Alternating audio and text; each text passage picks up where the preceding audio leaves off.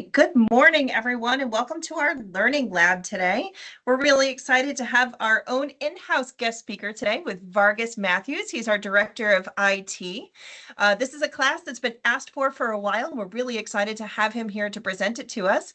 Today, we're going to be looking at Microsoft 365. We've called it more than email. Everybody in here uses Microsoft for email, but there are so many other things that are available to you just for being part of our RW Town Realty family. So we're really excited to take a look at all the tools that we have available to us. Just as a quick reminder on this class that we're not going to go into a deep dive on how each one of these tools work. Just keep an eye out for future classes and resources. We're definitely going to help you with all of that in the future. Today, we're just going to take a look at what's available to us. We have in the room with us as well, Haley, who's our training assistant. We will be keeping an eye on the chat and also the hand raises. So if you have any questions during the class, go ahead and put it into chat or just raise your hand. We can interrupt if it's something that's really important right at the moment. Otherwise, we'll take Q&A at the end. At this time, I'm going to go ahead and turn it over to Vargas, and let's take a look at what we have available to us. Thanks so much. Good morning. Thanks, Kristen. I appreciate that introduction. Good morning, everyone. Like Kristen said, this is going to be a little bit of a high-level overview of some things, and I'm going to show you some specific stuff. But what I'm trying to educate us all here in today is that the Microsoft 365 platform is more than just Outlook. It is, of course, our email, which is the primary thing that we use. And then we've got OneDrive and Teams and the calendar and then checklists and to-do. And then, of course, it's got Word, Excel, and PowerPoint. So one of the things that we've all got to understand is that this is all going to be web-based. Everything that I'm showing you was web-based. And, the past 10, 15 years, everything has been moving to opening things in a Chrome tab, which I know you guys know what I'm talking about. But that's what we're going to talk about here is all the other features that come with Microsoft 365 that are available to you that you may not know of and you may not use. So let me just get started and share my screen. And what I'm going to start with right now is just, you're going to look at my email. You're going to get a secret look at my email here. So the one thing that I'm going to tell you, the one thing you should learn today is at the top left of Outlook is what they call this app launcher. Top left, these 9 squares. So everything I'm talking about today is going to be accessed from that top left app launcher. And you'll see that when I click at the top left, there's my Outlook, OneDrive, which we're going to talk about first, and then Word, Excel, PowerPoint, Microsoft Teams, and then to-do and forms and bookings. Those are the things that we're going to be talking about today. But one thing I wanted to tell you is that up here at the top left, when you look at this, these icons will change based on what apps you use, and they may rearrange themselves. So don't be afraid if you start using Word a lot and Word shows up higher to the left, of this. So you can always go to more apps and see all the apps that are available. The first thing that I want to talk about today is OneDrive. So again, I'm going to click at the top left and then click on OneDrive. OneDrive is basically a secure cloud storage facility for us. It's where I and you should be saving all of your files. And I'm speaking to our agent specifically when I say this, but when you're saving your files to your computer, that's a good idea, but it's a better idea to save them into some type of cloud storage. The company provides OneDrive. That's where I save everything that I care about. If I'm working on something temporarily, I'll save it in my documents folder or my downloads folder on my computer. But it eventually, if it's important, it makes its way into OneDrive. So this is a quick tour. You've got the most recently opened files, so you can see There are printer lists right here, a typical Excel spreadsheet. And then here's all the recent files that I have opened over here in the middle. On the left side, there's going to be a couple of special icons and one of them is called My Files. This is what I use on a daily basis to organize my stuff and keep all of the files, the Word docs, the Excel docs, the PDFs that I need to be put into a folder and saved up to the cloud. So My Files is where I would go in here and create folders and upload Word docs and Excel docs, PDF, PowerPoint presentations to be stored in the cloud. One of the reasons that I do that is because everything that I have saved here is available to me on any computer that I go to and sign in. So if I go home and I sign in on my home computer, these files are available to me, and I can just go and open them up. So let me give you an example, a real quick example of how I organize things. So if I want to create a new folder in here, I would click Create or Upload. I can click Folder, and then I can call this Stats and Reports. And I can pick my color of the day, which is green, and then click Create. There's my new Stats and Reports folder, so I can go in there. And then there's nothing in there yet, and folder's empty, but I can also go up to the top left again, click Create or Upload, and upload some files. So on the hub, I saw that there are some new market reports. I kind of just want to save these market reports. There's the Newport News one, the monthly report, and then the total absorption report. And I just want to put them in there and then get them uploaded right into there. So I'm keeping all the files that I care about inside OneDrive. Again, the reason I'm doing it is because I use the OneDrive app on my phone, and on my iPad, and on every laptop that I got access to these files because they're stored in the cloud.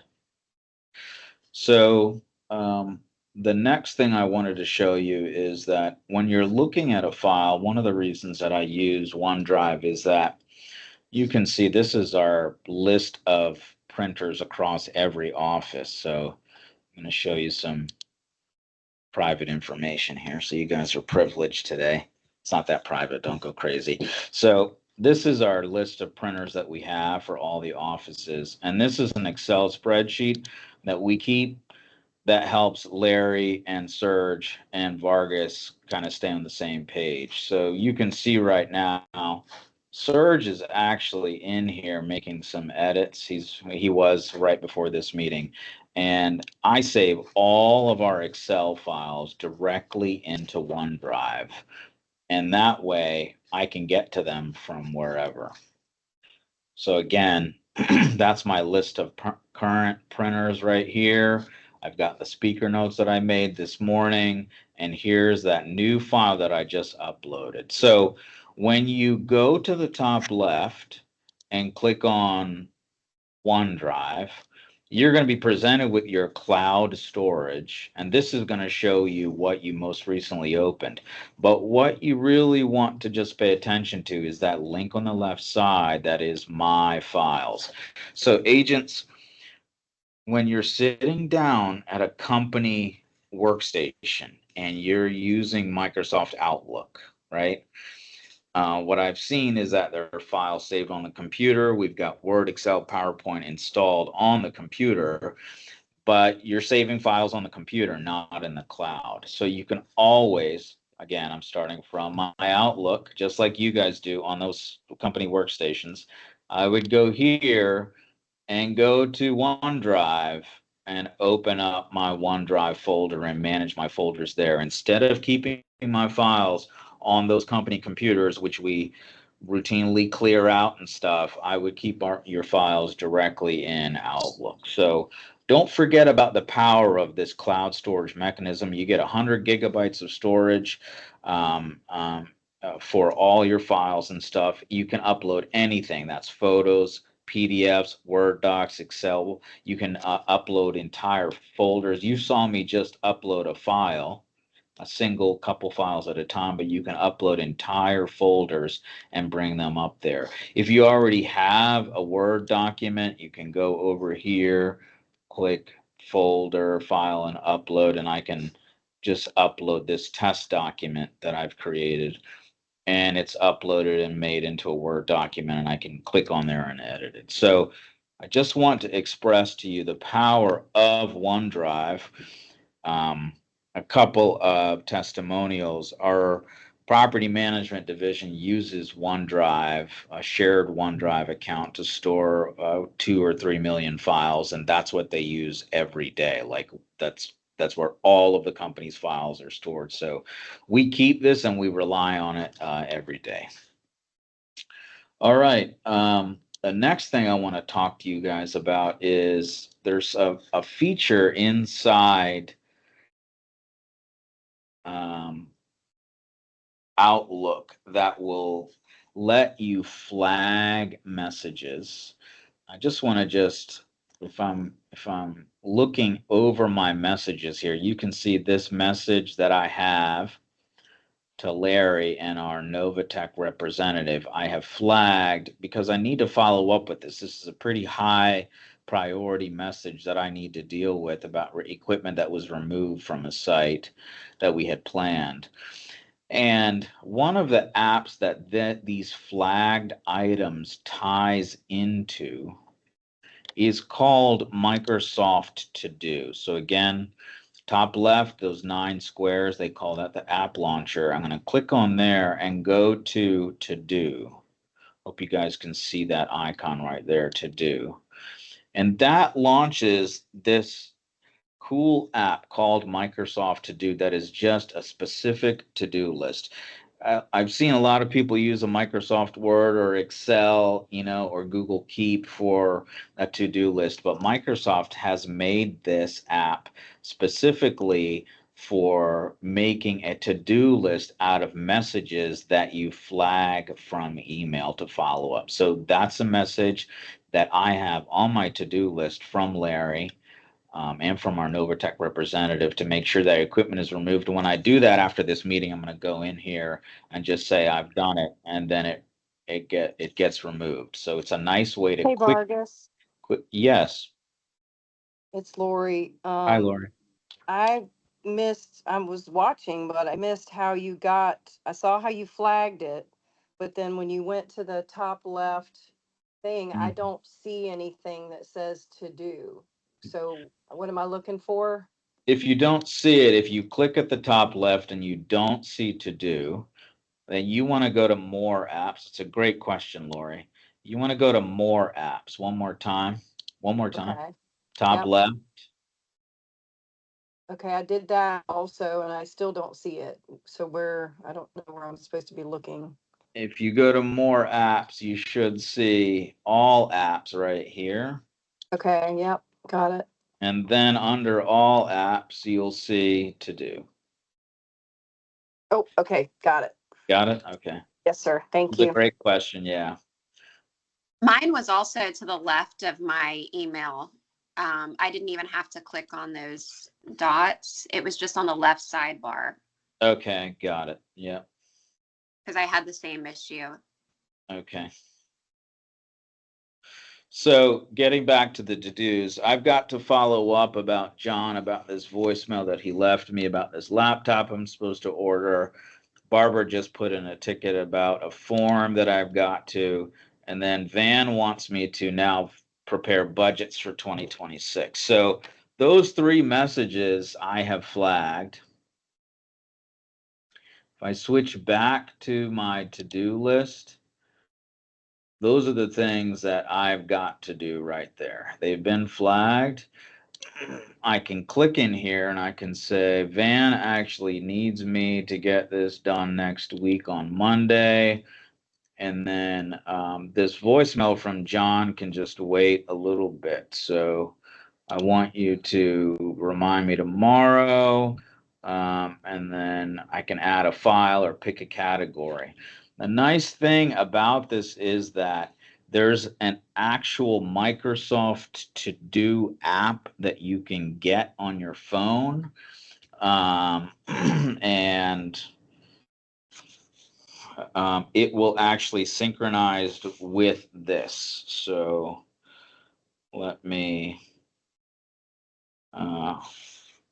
show it to you real quick. So I'm going to stop sharing my screen for a second, and you can see the Microsoft To Do app is right here.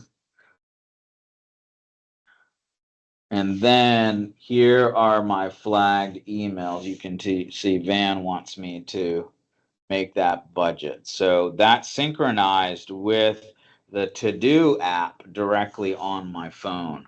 So if that's one of the ways you work, to make to put emails into a to-do list, like this is a to-do list I need to make, Microsoft has a built-in feature, a built-in app for that called Microsoft To Do. Okay, so that Okay, is a very Vargas, powerful thing. Yeah, one more question. sure. So, I flagged an item, just to see how it works. So Mhm. then I go back to, it's still not showing up there.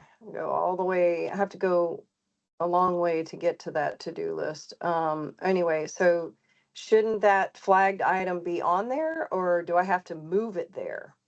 It should be, Lori. You just have to look at my screen for just a second. So I've got the message and it is flagged. When Yeah, I hover over the message, it's got a red flag over it. yeah. And then when I go to the to-do list app, I've got to look into my flagged emails, flagged email to-dos, and then it should Oh, okay. show up there. I see it. Okay. Okay. I see it now. Flagged email to-dos. Okay, got it. Yep. So that is the To-Dos app. I have used it. Again, you're looking at totally proprietary information, but Tim and I used it for this new homes site punch list when we created the new homes website. And Allison and I helped do all of these things to get our forms into .loop. So really comprehensive thing that I use, not all the time, but when I need to make a to-do list, I'm just telling you, I don't open up Microsoft Word anymore and like make a bulleted list of items with cute little check boxes on the left. I put them as flagged items and then I move them, open them up in Microsoft To Do and check them off. So very powerful app that I use all the time. As far as Teams go, the next thing I want to talk about is Microsoft Teams. I mean, I just want to say there's two things I want to say. That first of all, we haven't limited Microsoft Teams to just we haven't limited Teams to be just inside the company. So you can create a Microsoft Teams event and invite an outside client if you need to do a video call, especially for out-of-town clients. Sometimes what I have found when I'm trying to deal with a troublesome vendor, not troublesome, hard to deal with vendor. All right. So I will do a video call because sometimes it just makes the interaction a little bit more human because I can see their expression and they can see my frustration, so instead of just me yelling on the phone. So I think that people are used to now saying, do you want to do a quick video call? It's not an odd thing for your clients. They've done other video calls. Trust me, so if you don't be afraid to say, if this is a particular thing, a video call may help sometimes de-escalate the situation because it brings some humanity to it instead of just a phone call where you're both hopefully not yelling at each other, but frustrated. So that's what I wanted to say about Teams. And the Teams app on iPhone and Android is very intuitive to use. And a couple of you are on iPhones. I see you on iPhones. So you know that the Teams app is not that difficult to use. Okay, so just be aware of that. That's all I wanted to say about Teams. The Hey, other thing, Vargas, can I yeah, interrupt 1 second? It looks of like we have a course. question from Monica, and Sure. so she's popped up on screen, so I'm assuming it's pertaining to what we're talking about. So Sure. go for Hi, it, Monica. Monica. Yeah, glad you caught that before we got too far along. Yeah, I was kind of interested in, you pulled up that list that you did, like a checklist for fixed dot loop. So did you basically create a project to-do list in the to-do list app? I don't, I think I, yes, I think I just made I actually, Monica, I just made a new list. I clicked here and Okay. I said, you know, new test lists, and then um, and then I think I just went in there and added stuff. Let me, Because I like that you can kind of break it down by project like that. yeah. Just y- always the y- general to-do list sometimes is a little overwhelming, but if you can break it by projects, if you're working on specific things. Yeah, I don't know why I'm not able to switch to this list.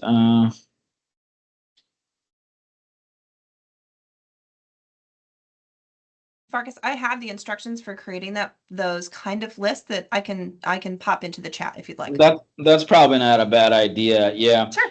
I'll tell you that, Monica, the power that I had with this list, especially for the dot loop list, is I collaborated, and some of these are assigned to me, and some of them were assigned to Allison Boyd. I'm not sure if you can see that on my screen, you know. Yeah. So, especially if you're an agent that works with a team, these are kind of like what our staff use in dot loop tasks, you know, but that's transaction based. These are more just tasks that I need you to do or I need me to do, and I'm assigning them to you and giving them a due date. So yeah, Kristen, if you can post those things in the chat, that would be great. I've been I'll be very frank, the most of the to-do lists that I've been doing are emails that I flagged, and I just need to get them done and I move on. I haven't been doing a lot of collaborative lists, but that is a great question. I'm glad you brought that up. I'm glad you brought that up.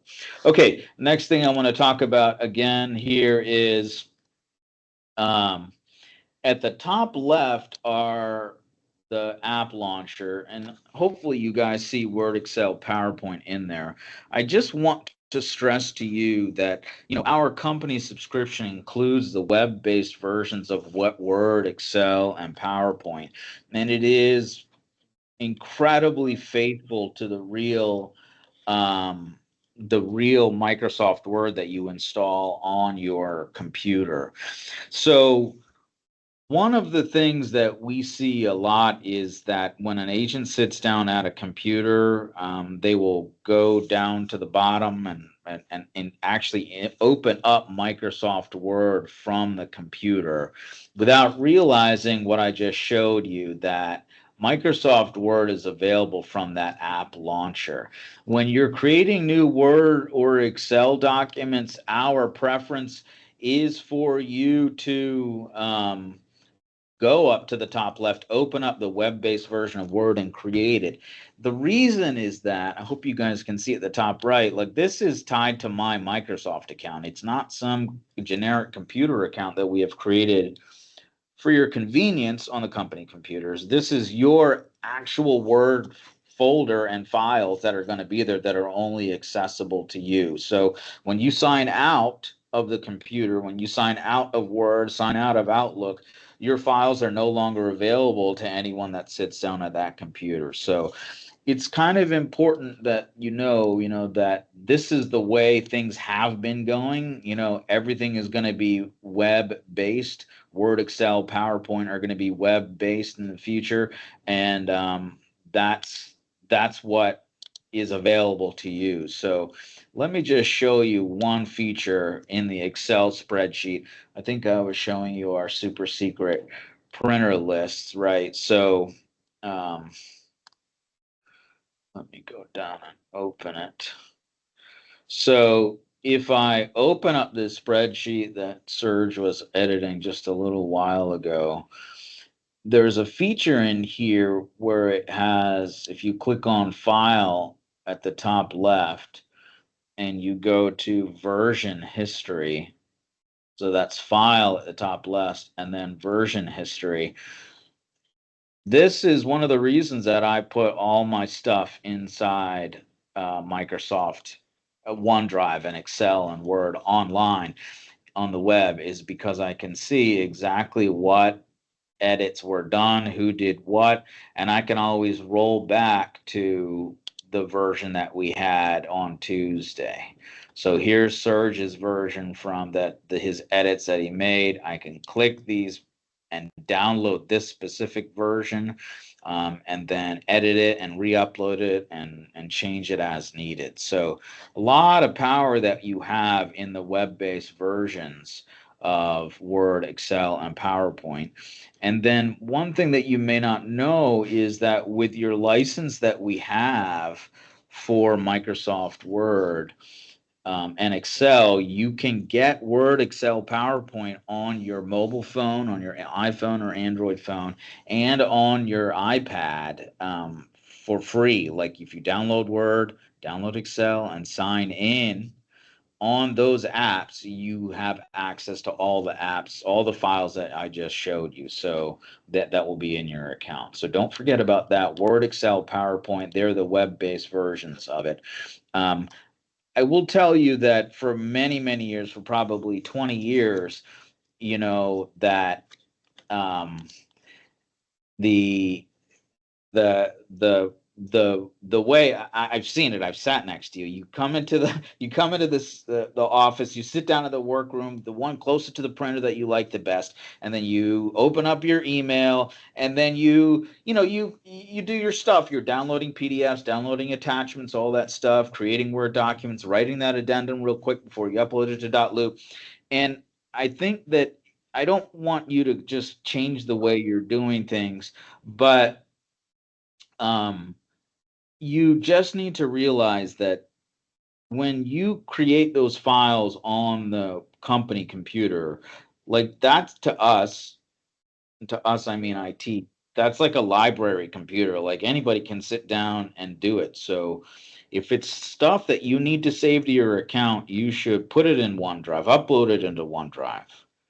You guys remember you saw me create that folder in OneDrive and then upload the files into there. So you can create the files wherever, but if it matters to you, put them up into OneDrive so that you don't lose them and that they're stored with your account. We have backups of your OneDrive. You can restore your OneDrive. You can restore previous versions of your folder. So just realize that's what we encourage you to do, is to use the web-based versions of Word, Excel, and PowerPoint, so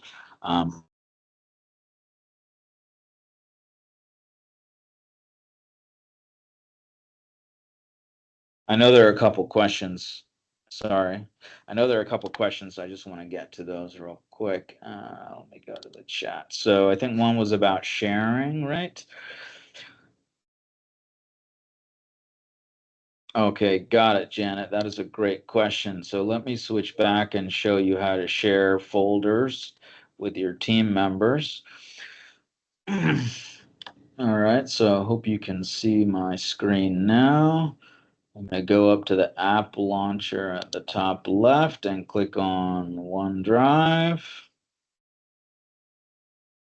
right here.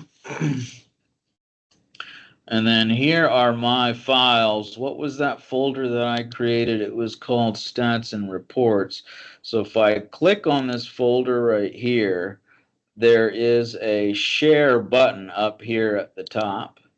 And I could immediately share this entire folder with Larry and Serge and Allison.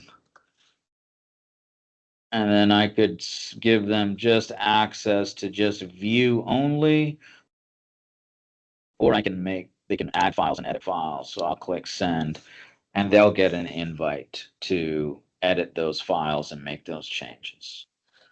All right, hopefully that answers your question. Okay, yep, no problem. What was the other question? The other question. Is there an way for emails not to stack share? Yes, there is. I will show you that in a minute. Okay. All right, and thanks, Kristen, for posting that in the chat about how to create and share lists in the To-Do app. That's what I do. Thank you, Kristen. I really appreciate that. Okay, so All right, so that is Word, Excel, PowerPoint. Any questions about that? I'm going to go to forms and bookings next. Okay. One other app. Vargas, Yes. Mona has her hand up. If you'd Oh, like to go ahead and sorry. ask your question, Mona. Yes. Can you show us how to create a file again, please, in OneDrive? Sure. So Just real quick. I'm in my email. I go to the top left Yes. and then I click on OneDrive. Mm. And then at the top left, I can create or upload a file. So if I wanted to create a folder, I think, Mona, that's what you're talking about? Is Yes, creating a yes. folder. So if I Uh-huh. create a folder, I would say test Got it.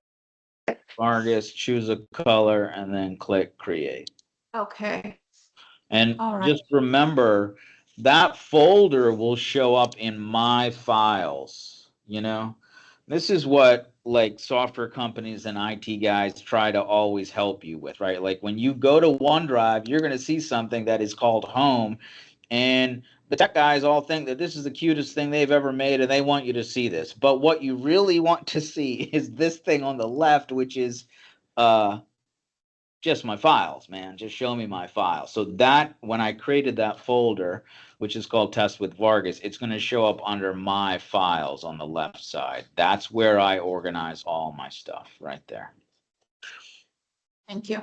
You're welcome. Okay. Next thing is, Vargas, yeah. sorry, there's two more questions in the chat. One Sure. is there a way to pin to do emails to the top of my inbox? I'm not sure about that, Dave. Let me see, because if I click that, and all right, so here's this voicemail from John. So this is a pinned email right here. I mean, a flagged email. I can click here and pin it to the top. I think that's what you meant, Dave. And of course, there's Van's message. I definitely better pin that up to the top. So there you go. There's my flagged messages, and that are my to do up there at the top. I have Outlook and do save files there. Is that the same as OneDrive? Yes, Anna, in general, your question is about OneDrive and Outlook. And why are there different numbers on the files? And I think I'll have to see you after class about that to answer that. I'll have to see your screen to see why there are different numbers on the files. And then Natasha, no one has access. Vargas, I'm talking about your files. When you open it up with the colors, it had numbers at the bottom and all different numbers. Those. See the numbers? 1, Oh. 11, 2. Oh, those are the number of items in the file, in the folder. Okay, Yeah. okay. Sorry, Anna. I'm sorry, I didn't understand your question, but thank you for clarifying. Yep. And then Natasha, no one has access to your files. I mean, technically, if we wanted to, and that means IT and IT only, we could get to your files. I want to just express that there is, like, we're never going to get to your files. We don't want to get to your files. We have no interest in your files. We don't want to deal in your business. But yes, there is only one group of people, and that is IT. We'd have to specifically give ourselves access to your files. You would see we gave us, and then that's it. But other than that, all the files in there, in your My Files, in your OneDrive, are safe and secure, protected with your two-factor authentication, and only accessible to you unless you share them. I hope you showed. Janet asked me a question about sharing. So if you share, obviously it's going to be accessible to the outside. All right, let me go back and share my screen. And I want to answer a question about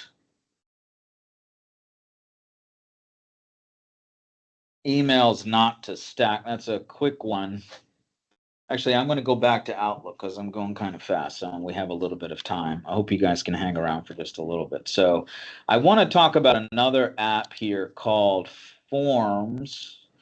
So Microsoft Forms is included. And, you know, when Kristen asked me to put this meeting together, it was, what do people not realize that we have? So I know we already had Outlook and Word, Excel, and PowerPoint.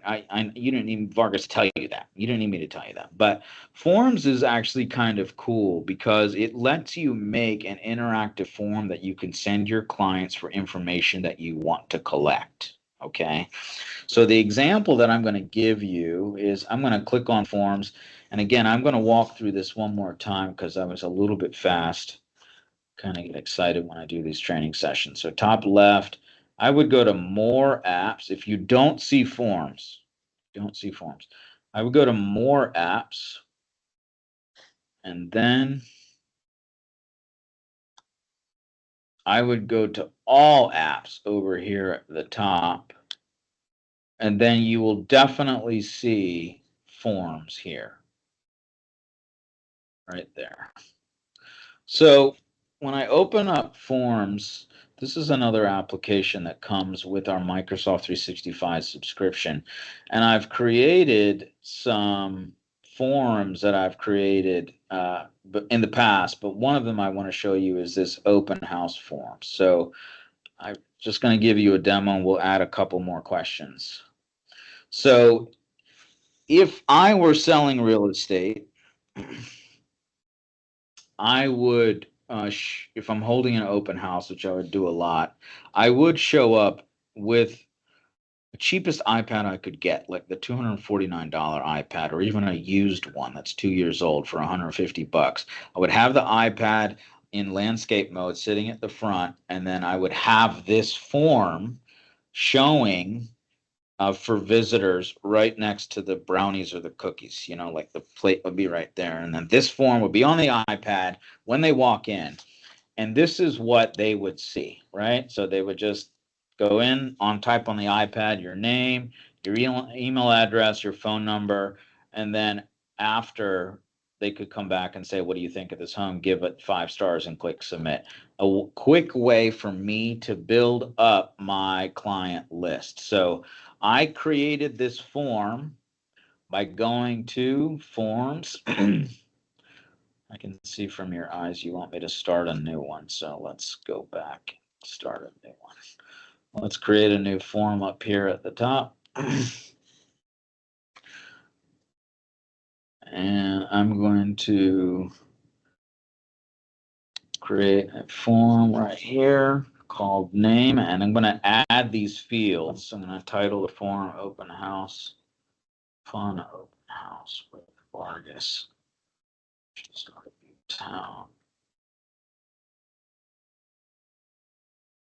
Okay, and then I'm going to type in name, make this a required field, and I'm going to say, what's your email address? And then make that a required field, and then I'm going to add a new question, and I'm going to make it a multiple choice. Actually, I'm going to make it a rating, and I'm going to give it 5 star or out of 4 stars. And now what? And then I can click collect responses.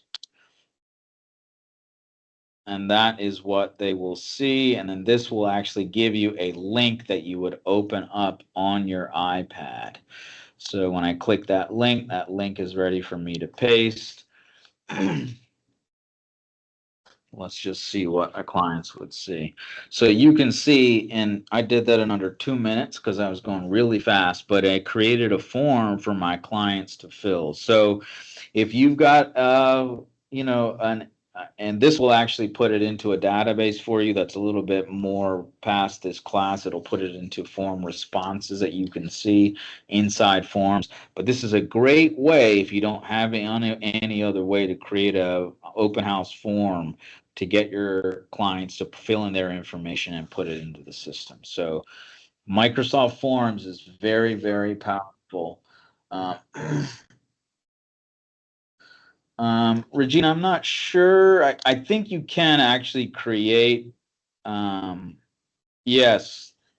Yeah, there's a whole nother conversation going on in chat, but great question, Regina. Yes, I think you can make a form that participants can see the answers, but they call that not a form. They call that like a quiz or something. Let me go back. I think it's called a quiz, Regina. So I think you can try that and make it a public quiz and people can see the answers if that's something that you're talking about. Got it. All right, you're welcome. Okay, so those are forms. Again, I'm giving you a high level overview. Your homework is kind of see if this is valuable to you to go up to the top left, click on that app launcher and click on forms. The next thing I want to show you about is something a lot, I mean a lot of our resale managers have created, okay? And that is a booking page. So the calendar here, over here on the left side, will let you create a booking page right here. You may see that. Go to my booking page. I think I'm only seeing that because I've created one. But I want to show you the next feature, which is creating a booking page. So if you go to the top left, I've got bookings there.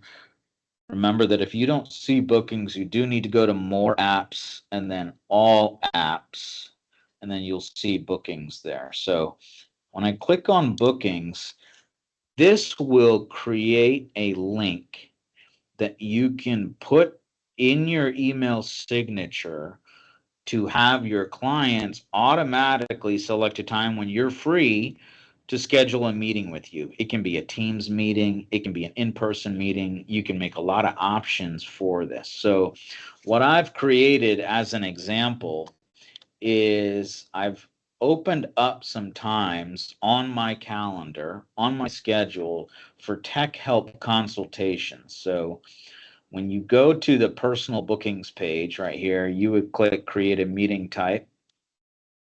And I would say, would title this real estate consultation. I'd say feel free to select a time that works for you.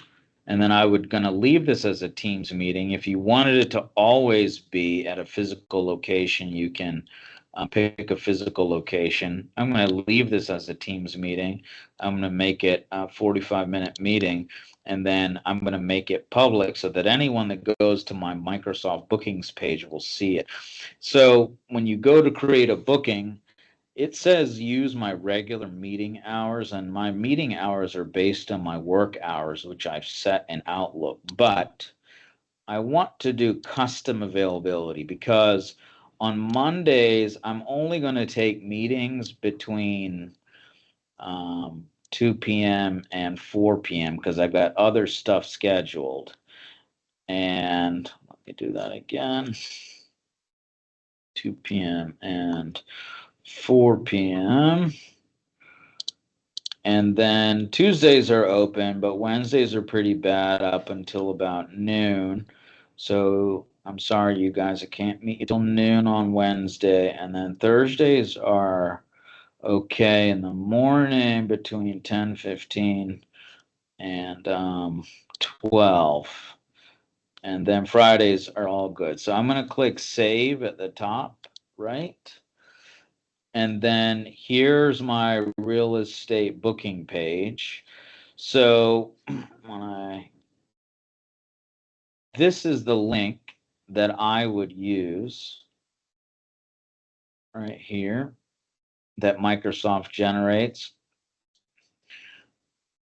And let me go to that link and show you what your clients will see when they see your booking page.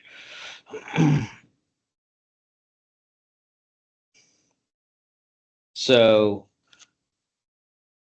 people can see that they could pick a time to have a call with me or come see me at the office.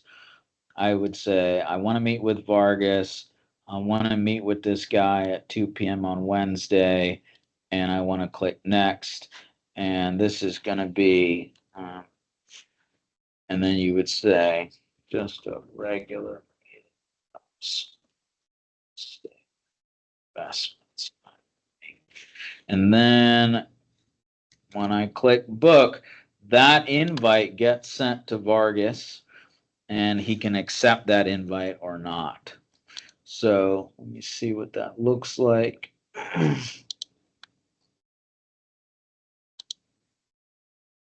And of course, this would say your client's name, not my own name, and it would show up on your calendar. The powerful thing about this, I know I went through that kind of quickly, but when you go to your, when you go to Outlook, again, I switched back to Outlook, and when you go to the gear icon at the top right and go to your signature, right here, account, and then signature. The bookings page is a link that's put there right there automatically for you. So every time you send out an email and your clients get that email, they're seeing your booking link. Now, if you're going to use this, I'm going to switch back to bookings. You really need to make sure that you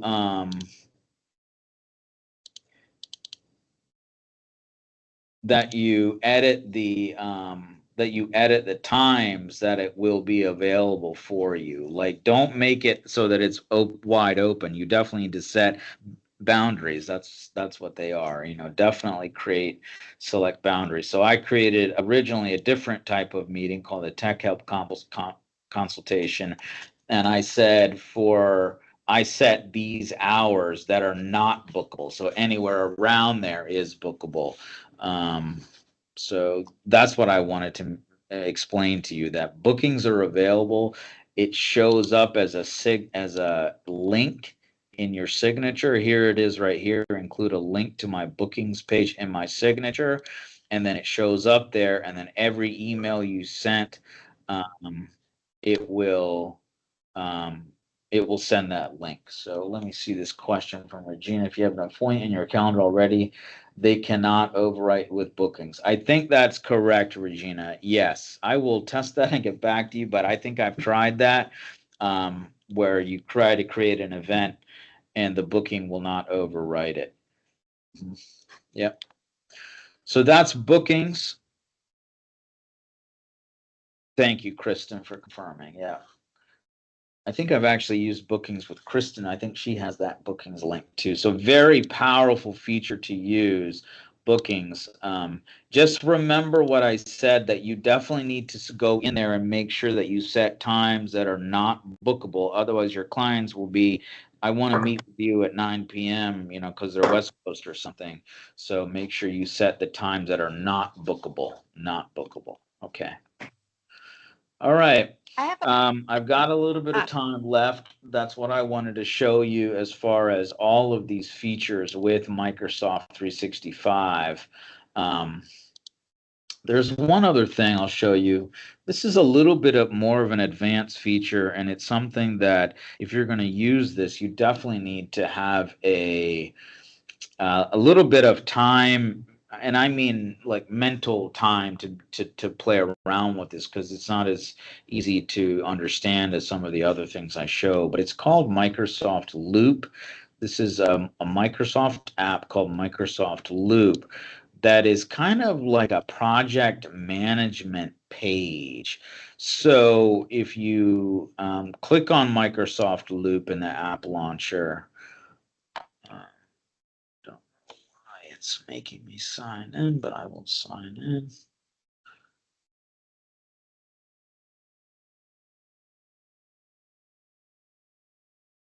Okay.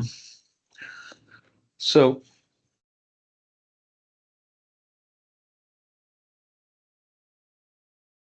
Microsoft Loop is kind of like a workspace that you would use, a project management space that you could use for bigger projects. These are not just to-dos, but like if you were working with an investor and they have a long-term plan to buy multiple, lots and kind of condense them and that kind of thing, this is where you could go in and create a new loop and add kind of a team vision, add team members. You can add tables and checklists, upload PDFs and Word documents. It's kind of like a SharePoint site or a collaboration site, but it's a little bit lighter than that, you know, and you can invite people to edit.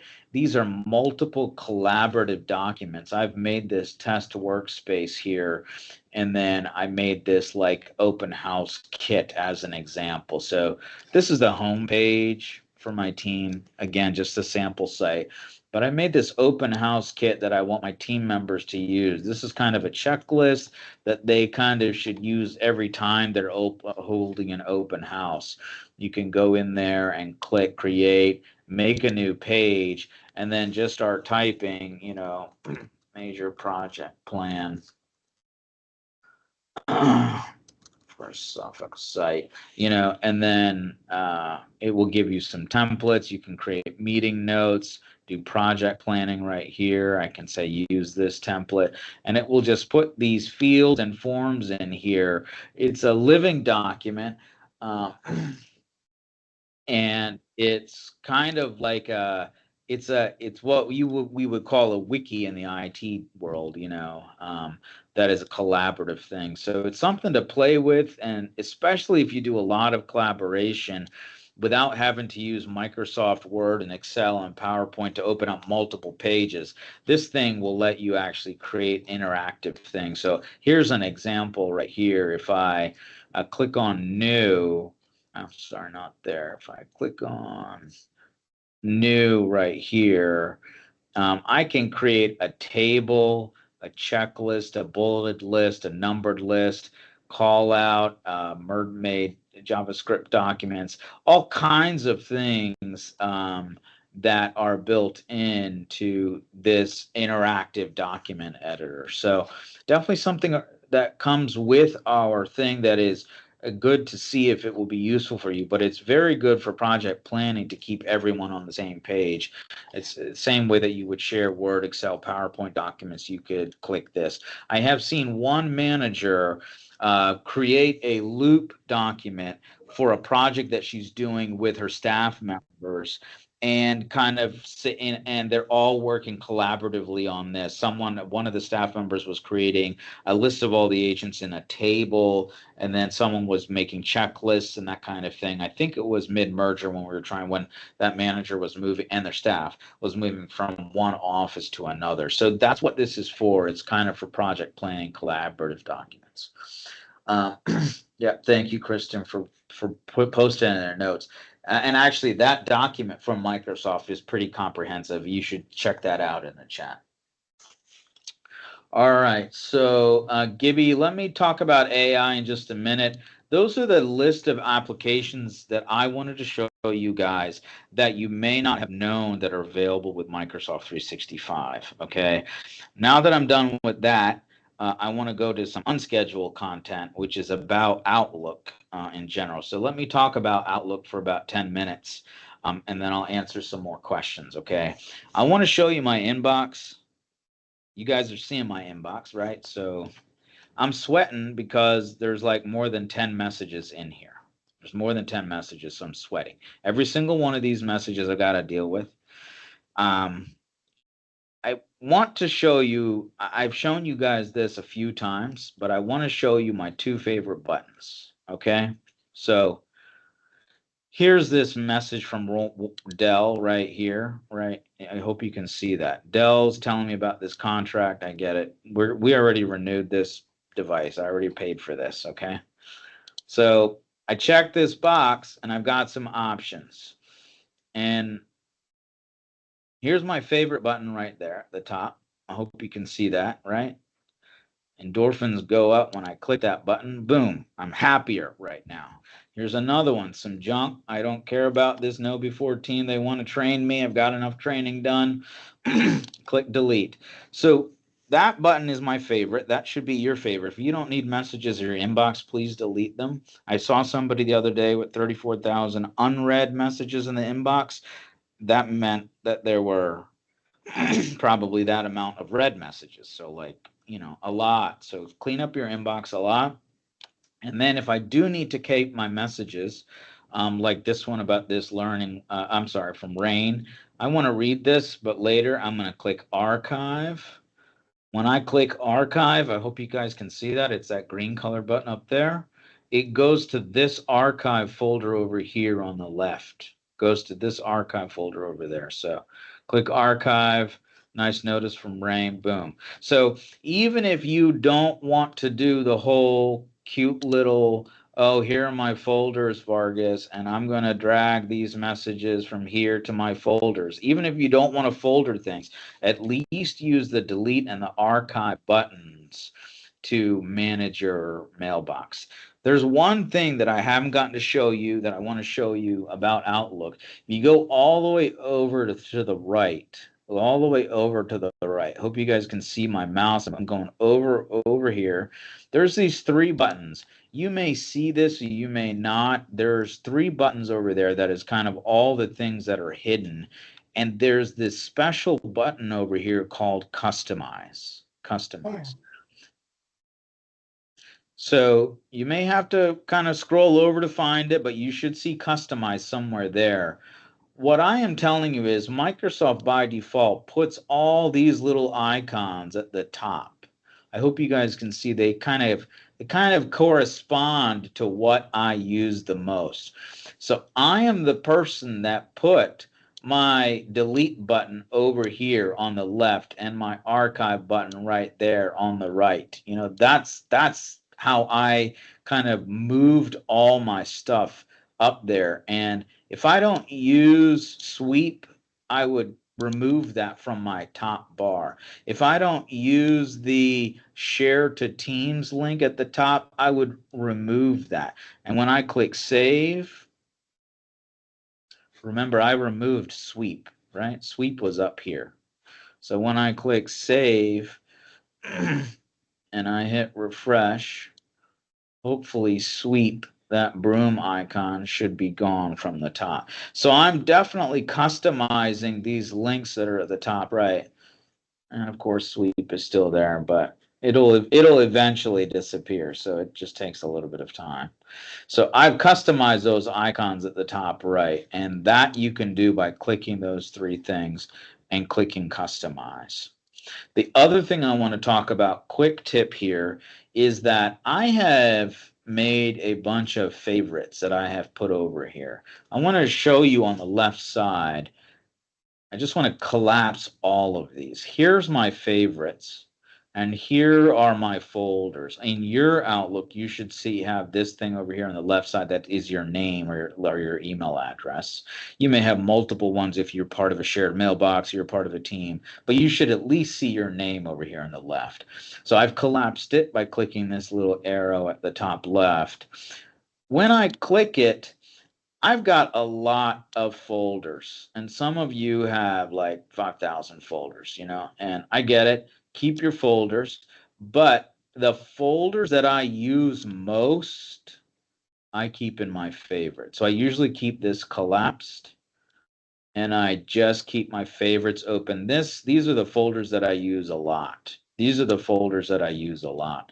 So if I wanted to, I could remove my drafts folder from favorites, and then I could go down here, expand this again, and what is that folder I'm working on, which is called dot loop. I want that to be in my favorites, so I would click the 3 dots right next to it and click add to favorites. And there's my dot loop folder in my favorites because I deal with dot loop a lot. And that's what I use as my favorite. So I just want to show you that if the list of folders on the left side is getting a little bit too unmanageable, you can always just keep your favorites list here on the top left and make it a little bit easier to manage.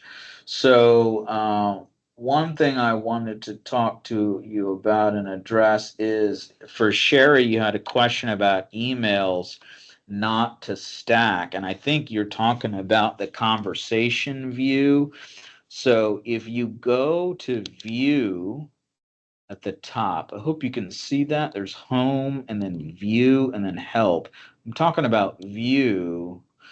If you go to messages and go to conversations and go to message list, what you're talking about, Sherry, is grouping messages by conversation. So if you select do not group messages, it will separate all these individual conversations, all these group conversations into individual conversations. And so you'll have a lot more line items in your inbox. I hope that answers what you're asking It about. does. Thank you. Okay, you're very welcome. I'm not going to do that because I'm addicted to the group messages by conversation. I can't live without it, but I respect your decision, Sherry. Okay. So, and then Gibby, talk to me about what AI features. This wasn't really too much about AI, you know, because Microsoft is just recently launching Copilot. As you can probably see, I've got Copilot turned off because I'm not even ready to deal with it yet. But if you have something specific, I can definitely talk to you about it. And also, if there are any other questions about Outlook, now is your time to ask.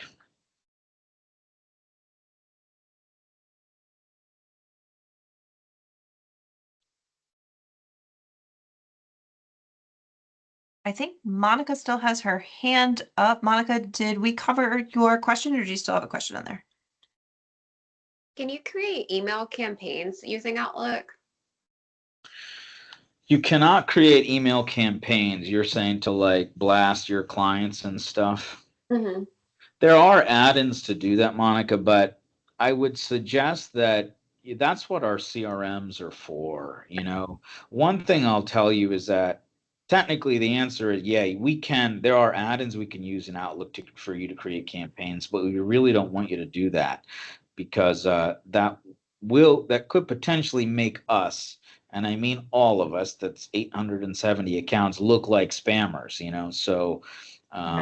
Microsoft has now restricted there's a very hard limit of like, I think it's 500 or 250 outbound messages per day, you know. Oh. So they're really trying to limit the outbound spam that not that you would be sending spam, but Okay. you know, they're trying to mitigate that. So And our my CRMs are second question too is, Sure. how can we set up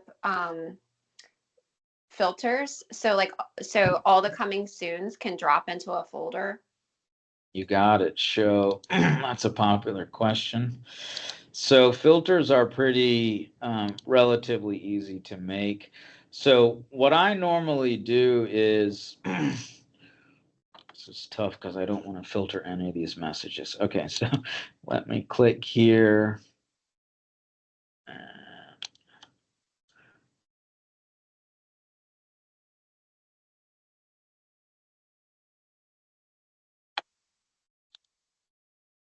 So when you're opening a message, I usually open a message. I click on the three dots at the top right, and then I go to advanced actions and I say create a rule. So when you're talking about filter, Microsoft in Outlook, Microsoft calls them rules. So I would create a rule that says always move messages from BHHS RW Town training. And I could actually make a Oh, folder right here called BHHS training. I hope you can see that it's at the very bottom right here at the bottom. Click save and then click OK. So any new message that our training department sends out would automatically go into this BHHS trainings folder. So I created that folder. You can see. But then will I know that I got a new? So the reason I haven't done it is because then does it dump in there and I have to be like, oh, I forgot to check that folder. I better check that today. Yes, that is exactly what you need to do. It will automatically go in there and it will show a number 1 that there's one new message. So what I will tell you, what I have used is when a new support ticket comes in, there are two messages that come in for us for IT. One is the content of what you guys submitted, like Vargas, I need help setting up printers at the Newport News office, right? And then the other ticket I get is just a notice that says a new ticket has been created. So I have those new ticket emails go to this new folder in the same way I just created that BHHS training folder. I have that new ticket go into here, and I know that there's a new message that was filtered that is unread that I need to pay attention to because this number is greater than 1. Does that answer your question? Yeah, Okay, got it. thank you. You're welcome. Janet, go ahead with your question. I'm sorry, I just saw your chat. Yeah, no problem. So if you're looking, and my view of Outlook is, set up a little differently than yours, where I can see the name, the subject, and maybe the first line of the message, and then on the right, it has, and it will show me if I have an attachment, and then it also allows me, just looking at that little block, I've had it set up before, and I don't know how it got unset, but it did, where I can immediately delete or archive. Like those little, icons are right there in the message. So it's not a matter of like you're clicking on a box and then hitting delete. I'm just simply hitting delete or hitting archive. Yes. Okay. So I don't have those. Is there a way for me to add those to my view?